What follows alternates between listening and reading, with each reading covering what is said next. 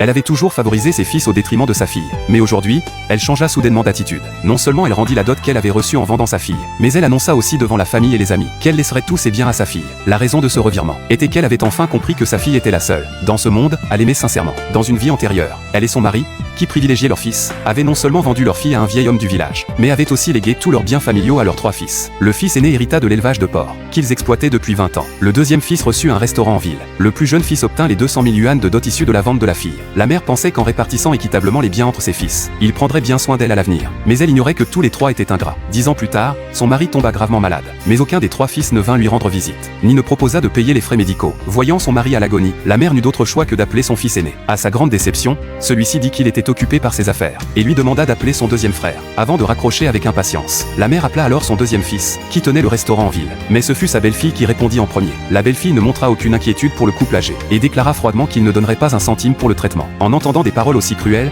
la mère fut complètement anéantie. À ce moment-là, elle reçut un autre appel, cette fois de la police, l'informant que son plus jeune fils avait été arrêté pour jeu illégal. Le père, fou de rage, mourut sur le champ. Même après la mort de leur père, les 3 fils ne montrèrent aucun remords. Ils se disputèrent même pour savoir qui devait payer les frais funéraires. Le plus jeune fils soutenait que puisque l'aîné gérait un élevage de porcs, et que le deuxième avait un restaurant en ville, ils devaient se partager les frais. Mais ni l'aîné ni le deuxième ne voulaient subir la moindre perte. Et tous 3 finirent par se battre lors des funérailles de leur père. En voyant cela, le cœur de la mère se brisa. Ce ne fut qu'après l'intervention du chef du village, qui leur ordonna d'arrêter, qu'ils cessèrent enfin. Le chef du village savait qu'aucun des 3 fils n'était disposé à s'occuper de leur mère. Il décida donc que chacun d'eux devrait la prendre en charge pendant un mois. Craignant le chef du village, ils n'eurent d'autre choix que d'obéir. Le fils aîné fut responsable du premier mois, mais au lieu de s'occuper de sa mère, sa femme la fit vivre dans la porcherie, et la força même à aider à s'occuper des porcelets. La mère vécut dans la porcherie pendant un mois entier, et à la fin, elle était mentalement brisée, craignant qu'elle ne meure chez eux. Le fils aîné et sa femme la conduisirent précipitamment chez le deuxième fils. Le deuxième fils fut choqué de voir sa mère dans un tel état, la voyant si faible, et sous la pression de sa femme. Il la fit entrer de force dans la maison. La mère espérait rester un mois chez le deuxième fils, mais la belle-mère du deuxième fils était extrêmement mécontente, et pressa sa fille de chasser la mère, prétendant que sa présence portait malheur, et risquait d'empêcher un accouchement sans danger. Effrayée par ces paroles, la belle-fille ordonna à son mari d'emmener sa mère à la montagne.